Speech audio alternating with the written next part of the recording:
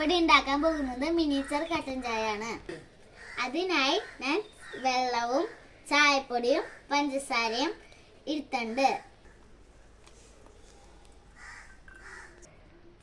അതിനായി ഞാൻ വെള്ളം പാത്രത്തേക്ക് ഒഴിക്കുന്നു.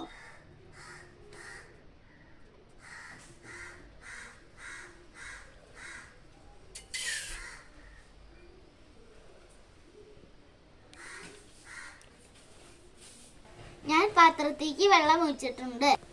ഇനി വെള്ളം തിളച്ചതിന് ശേഷം നമുക്ക് ചായയിലും പഞ്ചസാരയും ഇടാം. വെള്ളം തിളച്ചു വന്നിട്ടുണ്ട്.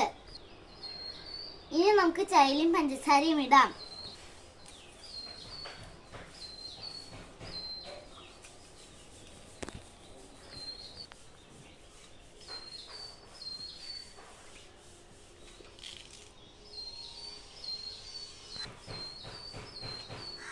ഇനി നമുക്ക് കുറച്ചു നേരം വെയിറ്റ് ചെയ്യാം. അപ്പൊ നമ്മുടെ ചായ തിളച്ചു വന്നിട്ടുണ്ട്. നമുക്കിനി അത് ഓരോ ഗ്ലാസ്സുകളിലേക്ക് ആക്കാം. അപ്പൊ നമ്മുടെ ചായ റെഡി ആയി വന്നിട്ടുണ്ട്. നമുക്കിനി അത് കുടിക്കാം. Tata bye bye, see U.